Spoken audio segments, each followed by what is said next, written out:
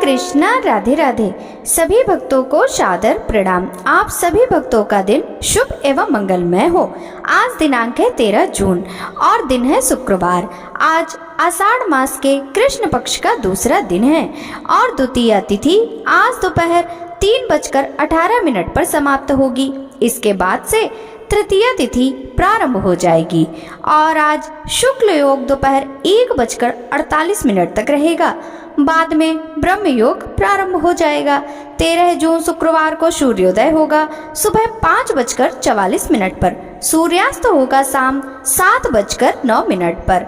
चंद्रोदय होगा रात 9:15 पर और ब्रह्म मुहूर्त का शुभ समय सुबह 4:08 से सुबह 4:56 तक रहेगा। प्रिय श्रोताओं, आज आषाढ़ मास की पुण्य यात्रा का दूसरा दिन है और आज हम एक और दिव्य कथा के माध्यम से भगवान श्री कृष्ण की भक्ति में डूबने को तैयार हैं। हर दिन यह कथा न केवल हमें धर्म का बोध कराती है बल्कि भीतर छुपी शक्ति और शांति को भी जागृत करती है। आज की इस पावन घड़ी में हम प्रार्थना करते हैं उन मधुर मुस्कान वाले ठाकुर जी से, हे कृष्ण कन्हैया, जहाँ दुख है वहाँ सहारा बनो, जहाँ अंधेरा है वहाँ उजियारा बनो, हर मन में भरोसा, हर जीवन में प्रकाश दो, भक्ति का बीज बो दो जो युगों तक फैलता रहे। तो आइए पूरे मन से आज की कथा में प्रवेश करें और जीवन को थोड़ा और प्रभु के निकट ले जाएं। और अगर यह कथाएं आपके दिल को छू रही हो तो अपने स्नेह से वीडियो को लाइक जरूर करें। श्री ब्रह्मा जी कहते हैं, हे महामते, भगवान शंकर की जटा में जो दिव्य जल आकर स्थित हुआ उसके दो भेद हुए, क्योंकि उसे पृथ्वी पर उतारने वाले दो व्यक्ति थे। उस जल के एक भाग को व्रत, दान और समाधि में तत्पर रहने वाले गौतम नामक ब्राह्मण ने भगवान शिव की आराधना करके भूतल तक पहुंचाया और संपूर्ण लोक में विख्यात हुआ, तथा दूसरा भाग बलवान क्षत्रिय राजा भगीरथ ने इस पृथ्वी पर उतारा। इसके लिए उन्हें नियमों का पालन करते हुए तपस्या द्वारा भगवान शंकर की आराधना करनी पड़ी थी। इस प्रकार एक ही गंगा के दो स्वरूप हो गए। एक समय की बात है कि महर्षि गौतम कैलाश पर्वत पर गए और मौन भाव से कुसा बिछाकर उस पर बैठे, फिर पवित्र होकर इस स्तोत्र का गान करने लगे। गौतम जी बोले, भोग की अभिलाषा रखने वाले जीवों को मनोवांछित भोग प्रदान करने के लिए पार्वती सहित भगवान शंकर उत्तम गुणों से युक्त 8 विराट स्वरूप धारण करते हैं। इस प्रकार विद्वान पुरुष प्रतिदिन भगवान महादेव जी की स्तुति किया करते हैं। महेश्वर का जो पृथ्वी में शरीर है वह अपने विषयों द्वारा सुख पहुँचाने, समस्त चराचर जगत का भरण पोषण करने, उसकी संपत्ति बढ़ाने तथा सबका अभ्युदय करने के लिए शांतिमय शरीर वाले भगवान शिव ने सृष्टि की पालन और संहार करने के लिए पृथ्वी के आधारभूत जल का स्वरूप धारण किया। उनका वह लोक प्रतिष्ठित रूप सब लोगों को सुख पहुंचाने तथा धर्म की सिद्धि करने का भी हेतु है। महेश्वर, आपने समय की व्यवस्था करने, अमृत का स्रोत बहाने, जीवों की सृष्टि पालन और संहार करने तथा प्रजा को मोह, सुख एवं उन्नति का अवसर देने के लिए सूर्य, चंद्रमा तथा अग्नि का शरीर धारण किया। ईश्वर, आपने जो वायु का रूप ग्रहण किया है उसमें भी एक रहस्य है। सब लोग प्रतिदिन बढ़े चलें, फिर शक्ति का उपार्जन करें, अक्षरों का उच्चारण कर सके, जीवन कायम रहे और अनेक प्रकार के आमोद प्रमोद की सृष्टि हो। इसीलिए आपका वह रूप है। भगवान, इसमें तनिक भी संदेह नहीं है कि अपने आप को आप ही ठीक ठाक जानते हैं। भेद के बिना न कोई क्रिया हो सकती है, न धर्म हो सकता है, न अपने या पराये का बोध होगा, न दिशा न अंतरिक्ष, धूलोक, पृथ्वी, भोग और मोक्ष का ही अंतर जान पड़ेगा। अतः महेश्वर, आपने यह आकाश रूप ग्रहण किया है। धर्म की व्यवस्था करने का निश्चय करके आपने ऋग्वेद, सामवेद, यजुर्वेद, उनकी शाखाओं और शास्त्रों का विभाग किया है तथा लोक में भी इसी उद्देश्य से गाथाओं, स्मृतियों और पुराणों का भी प्रसार किया है। ये सब शब्द स्वरूप ही हैं। शंभो, यजमान, यज्ञ, यज्ञों के साधन, ऋत्विक यज्ञ का स्थान, फल, देश और काल, ये सब आप ही हैं। आप ही परमार्थ तत्व हैं। विद्वान पुरुष आपके शरीर को यज्ञ में बतलाते हैं। केवल वाग विलास करने से क्या लाभ? कर्ता, दाता, प्रतिनिधि, दान, सर्वज्ञ, साक्षी, परम पुरुष, सबका अंतरात्मा तथा परमार्थ स्वरूप सब कुछ आप ही हैं। भगवान, वेद शास्त्र और गुरु भी आपके तत्वकाल भांति उपदेश नहीं कर सकते। निश्चय ही आप तक बुद्धि आदि पहुंची नहीं है। आप अजन्मा, अप्रेमेय और शिव शब्द से वाच्य हैं। आप ही सत्य हैं। आपको नमस्कार है। किसी समय भगवान शिव ने अपनी प्रकृति को इस भाव से देखा कि यह मेरी संपत्ति है। उसी समय वे एक से अनेक हो गए, विश्व रूप में प्रकट हो गए। वास्तव में उनका प्रभाव अतकर्य और अचिंतनीय है। भगवान शिव की प्रिया शिवा देवी भी नित्य हैं। भगवान शंकर में उनका भाव हार्दिक अनुराग पूर्ण रूप से बढ़ा हुआ है। वे इस संसार की उत्पत्ति में स्वयं कारण हैं तथा सर्व कारण महेश्वर के आश्रित हैं। शिवा समस्त शुभ लक्षणों से संपन्न तथा विश्व विधाता शिव की विलक्षण शक्ति हैं। संसार की उत्पत्ति, स्थिति, अन्न की वृद्धि तथा लय, ये सनातन भाव जहाँ रहते हैं वह एकमात्र पार्वती देवी का ही स्वरूप है। वे भगवान शंकर की प्राण वल्लभा हैं। उनके लिए कुछ भी असाध्य नहीं है। समस्त जीव जिनके लिए अन्न दान देते हैं और तपस्या करते हैं, वे जगजननी माता पार्वती ही हैं। उनकी उत्तम कीर्ति बहुत बड़ी है। वे शिव की प्रियतमा हैं। इंद्र भी उनकी कृपा दृष्टि चाहते हैं, जिनका नाम लेने से मंगल की प्राप्ति होती है। जो संपूर्ण विश्व में व्याप्त हो, इसे निर्मल बनाती हैं, वे भगवती उमा ही हैं। उनका रूप सदा चंद्रमा के समान मनोरम है, जिनके प्रसाद से ब्रह्मा आदि चराचर जीवों की बुद्धि, नेत्र, चेतना और मन में सदा सुख की प्राप्ति होती है। वे जगत गुरु शिव की सुंदरी शक्ति शिवावाड़ी की अधीश्वरी हैं। आज ब्रह्मा जी का भी मन मलिन हो गया, फिर अन्य जीवों की तो क्या ही बात। यह सोचकर जग माता उमा ने अनेक उपायों से संपूर्ण जगत को पवित्र करने के लिए गंगा का अवतार धारण किया।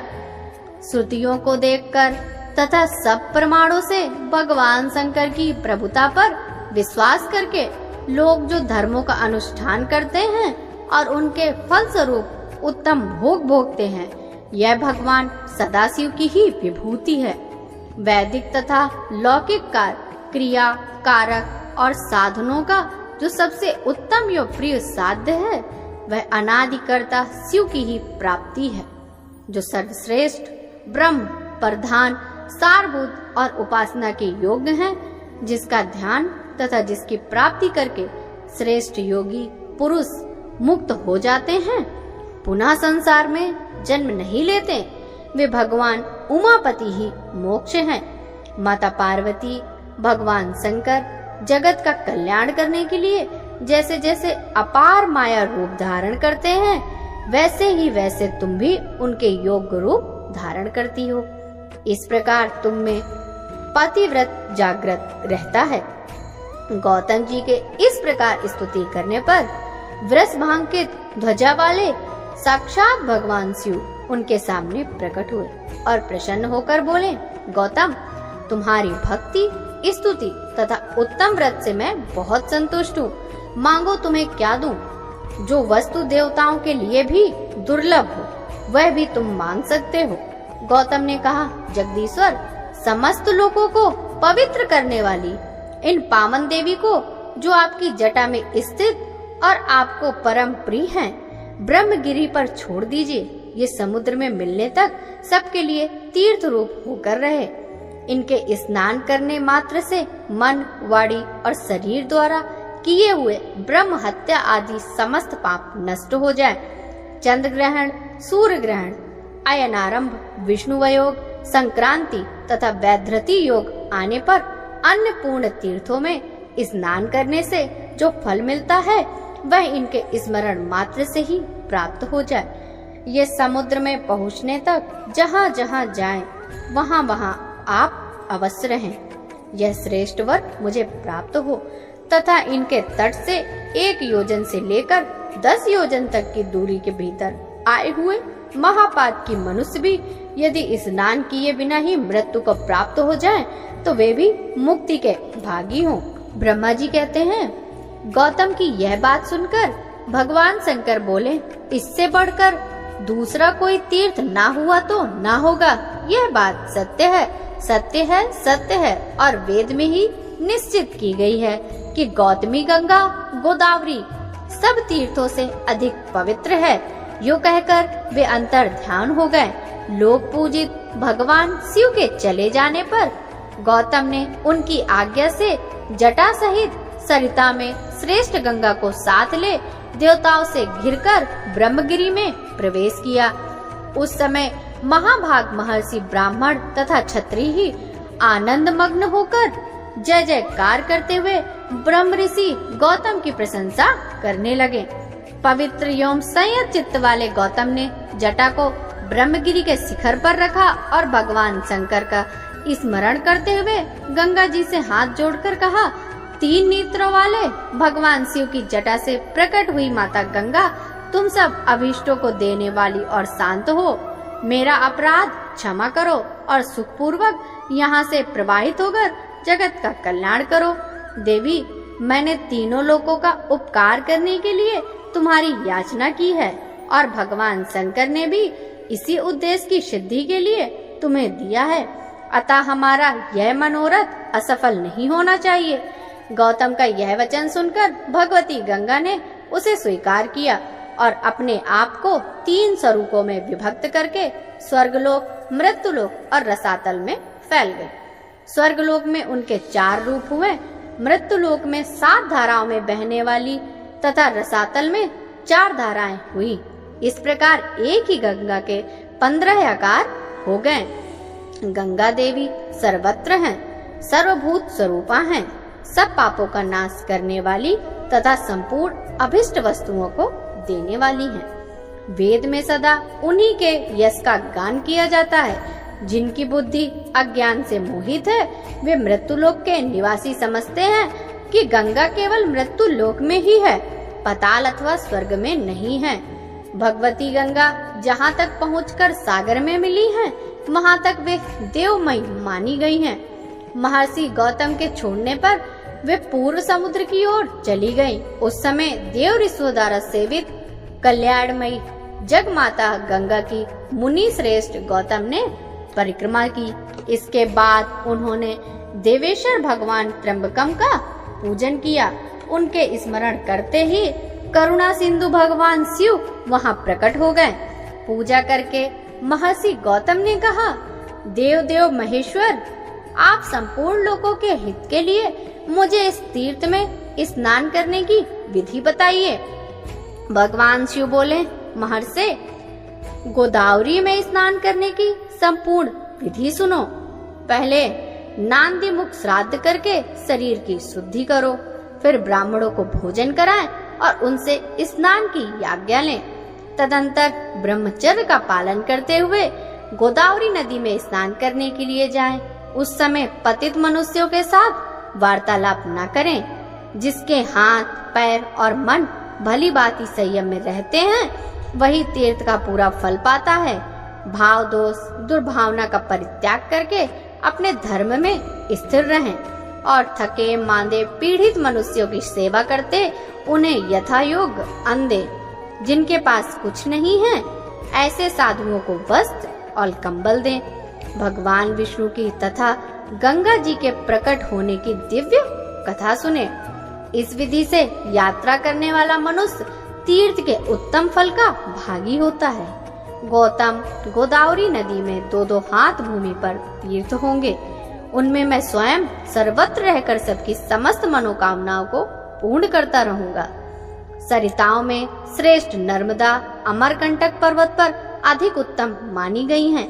यमुना का विशेष महत्व उस स्थान पर है जहाँ वे गंगा से मिलती हैं। सरस्वती नदी प्रभासती तीर्थ में श्रेष्ठ बताई गई हैं। तृष्णा, भीमरथी और तुंगभद्रा, इन 3 नदियों का जहाँ समागम हुआ है वह तीर्थ मनुष्य को मुक्ति देने वाला है। इस प्रकार पयोष्णी नदी भी जहाँ ताप्ती में मिली है वह तीर्थ मोक्षदायक है। परंतु ये गौतमी गंगा मेरी आज्ञा से सर्वत्र सर्वदा और सब मनुष्यों को स्नान करने पर मोक्ष प्रदान करेंगी। कोई कोई तीर्थ किसी विशेष समय में देवता का शुभागमन होने पर अधिक पुण्यमय माना जाता है, किंतु गोदावरी नदी सदा ही सबके लिए तीर्थ है। मुनि श्रेष्ठ 200 योजन के भीतर गोदावरी नदी में 3.5 करोड़ तीर्थ होंगे। ये गंगा निम्नांकित नामों से प्रसिद्ध होंगी: माहेश्वरी, गंगा, गौतमी, वैष्णवी, गोदावरी, नंदा, सुनंदा, कामदायिनी, ब्रह्मतेज, समानिता तथा सर्व पाप प्रणाशिनी गोदावरी मुझे सदा ही प्रिय हैं। वे स्मरण मात्र से पाप राशि का विनाश करने वाली हैं। 5 भूतों में जल श्रेष्ठ है। जल में वे जो तीर्थ का जल है वह सर्वश्रेष्ठ माना गया है। तीर्थ जल में भागीरथी गंगा श्रेष्ठ हैं और उनसे भी गौतमी गंगा उत्कृष्ट मानी गई हैं, क्योंकि वो भगवान शंकर की जटा के साथ लाई गई थी।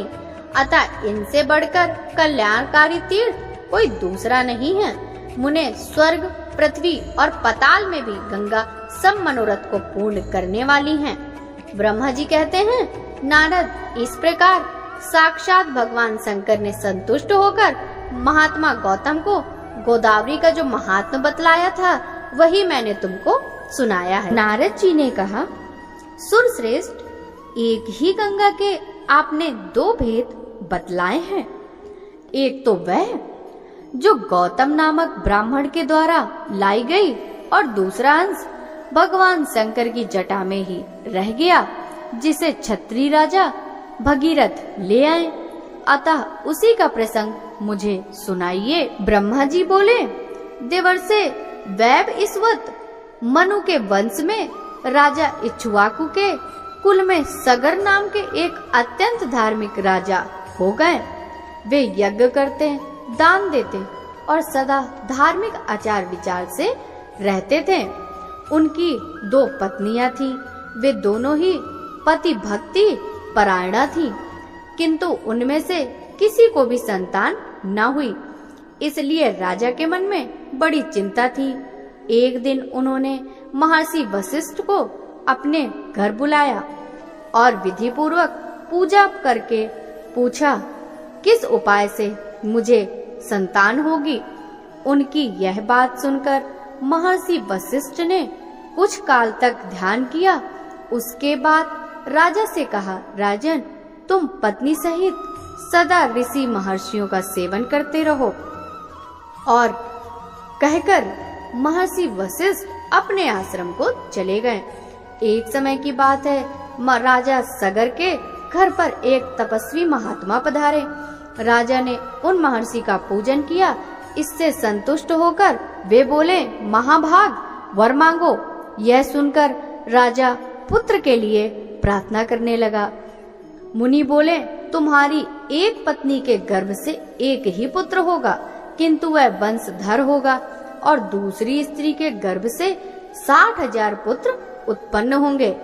वरदान देकर जब मुनि चले गए, तब उनके कथनानुसार यथा समय राजा के हजारों पुत्र हुए। राजा सगर ने उत्तम दक्षिणा से युक्त बहुतेरे अश्वमेध यज्ञ किए। फिर एक अश्वमेध यज्ञ के लिए उन्होंने विधि पूर्वक दीक्षा ग्रहण की और अश्व की रक्षा के लिए सेना सहित अपने पुत्रों को नियुक्त किया। अश्व पृथ्वी पर भ्रमण करने लगा। इसी बीच में कहीं अवसर पाकर इंद्र ने उस अश्व को हर लिया और रक्षकों को सौंप दिया। राजकुमार घोड़ों को इधर उधर ढूंढने लगे, परंतु कहीं भी वह उन्हें दिखाई नहीं दिया। तब उन्होंने देवलोक में जाकर ढूंढा, पर्वतों और सरोवरों में खोजा और कितने ही जल छान डाले, मगर कहीं भी उसका पता न लगा। इसी समय आकाशवाणी हुई, सगर पुत्रों, तुम्हारा घोड़ा रसातल में बंधा है और कहीं नहीं है। यह सुनकर वे रसातल में जाने के लिए सब ओर से पृथ्वी को खोदने लगे। क्षुधा से पीड़ित होने पर वे सूखी मिट्टी खाते और दिन रात भूमि खोदते रहते। इस प्रकार वे शीघ्र ही रसातल में जा पहुँचे।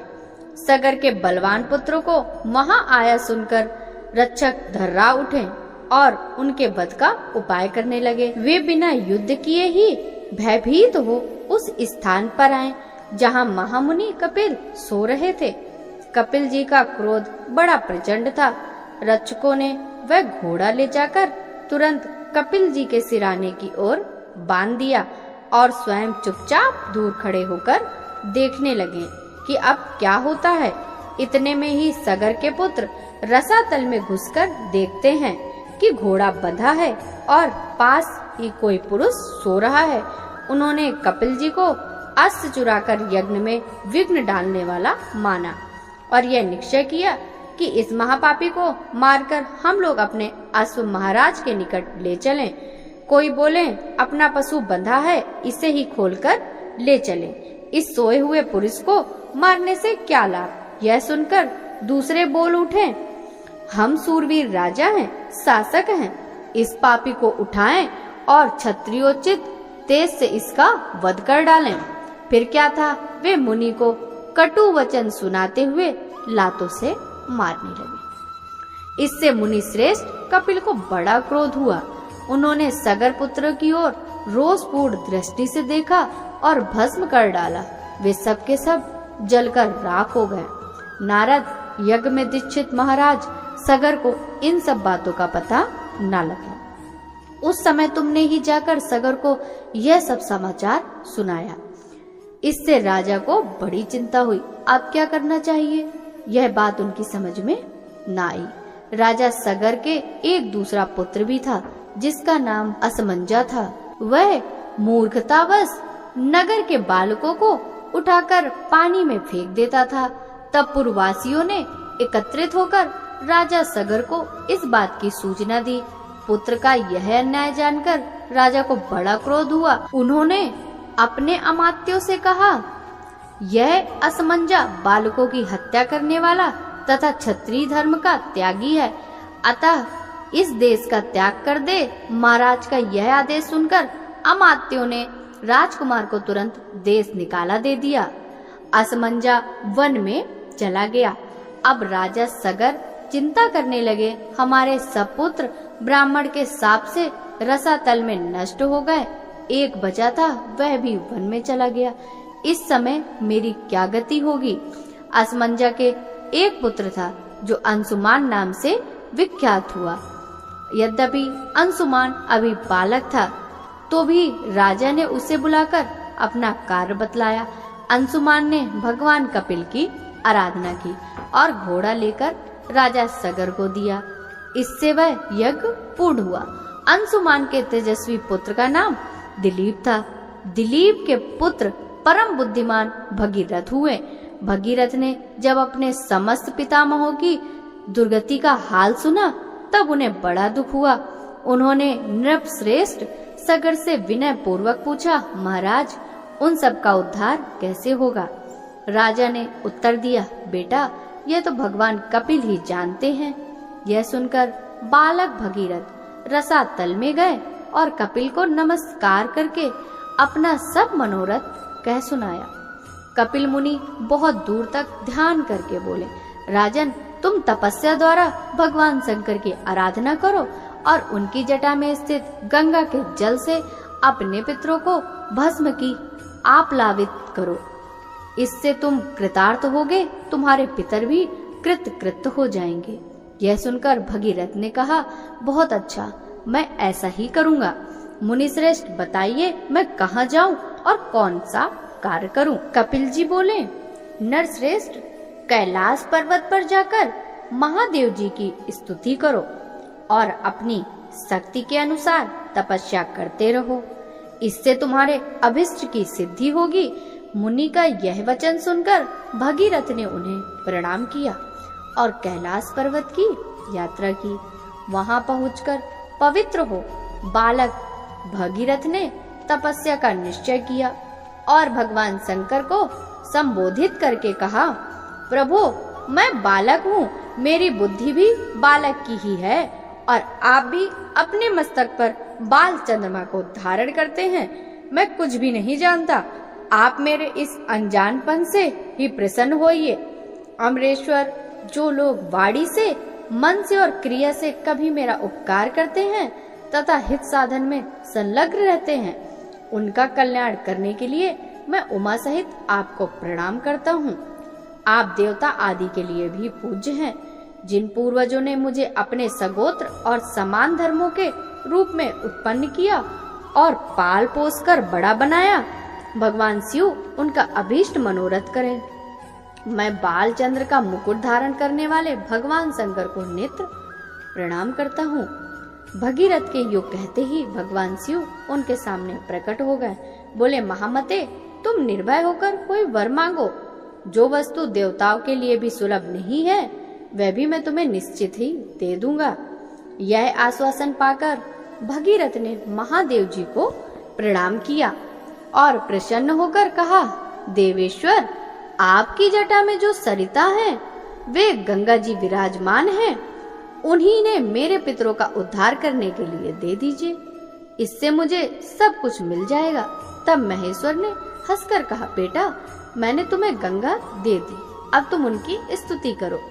महादेव जी का वचन सुनकर भगीरथ ने गंगा जी की प्राप्ति के लिए भारी तपस्या की और मन को संयम में रखकर भक्ति पूर्वक गंगा का स्तवन किया।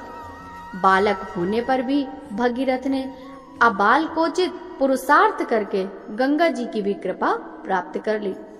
महादेव जी से प्राप्त हुई गंगा को पाकर उन्होंने उनकी परिक्रमा की और हाथ जोड़कर कहा, देवी, महामुनि कपिल के शाप से मेरे पितर दुर्गति में पड़े हुए हैं, माता आप उनका उद्धार करें। देव नदी गंगा सबका उपकार करने वाली, वे स्मरण मात्र से सब पापों का नाश करती हैं। उन्होंने भगीरथ की प्रार्थना सुनकर तथास्तु कहा और लोगों का उपकार एवं पितरों का उद्धार करने के लिए भगीरथ के कथनानुसार सब कार्य किया। राजा सगर के पुत्र भस्म होकर जो रसातल में पड़े थे, उन्हें अपने जल से आप्लावित करके गंगा जी ने उनके खोदे हुए गड्ढे को भर दिया। महामुनि, इस प्रकार तुम्हें क्षत्रिय गंगा का वृतांत सुनाया। ये महेश्वरी, वैष्णवी, ब्राह्मी, पावनी, भागीरथी, देव नदी तथा हिमगिरी, शिखराश्रया, हिमालय की चोटी पर रहने वाली आदि नामों से पुकारी जाती हैं। इस प्रकार महादेव जी की जटा में स्थित गंगा का जल 2 स्वरूपों में विभक्त हुआ। विंध्यगिरी के दक्षिण भाग में जो गंगा है, उन्हें गौतमी अर्थात गोदावरी गंगा कहते हैं। जो विंध्यगिरी के उत्तर भाग में स्थित गंगा है, वह भागीरथी के नाम से जानी जाती हैं। बोलिए गंगा मैया की जय। भक्तों, यदि आपको हमारी आषाढ़ मास महात्म की कथाएं अच्छी लगती हो तो कृपया इस वीडियो को लाइक जरूर करें, साथ ही कमेंट बॉक्स में अपने सुझाव जरूर दें। आपसे मिलते हैं अगले अध्याय की कथा के साथ। तब तक सभी भक्तों को हरे कृष्णा, राधे राधे, हरि बोल।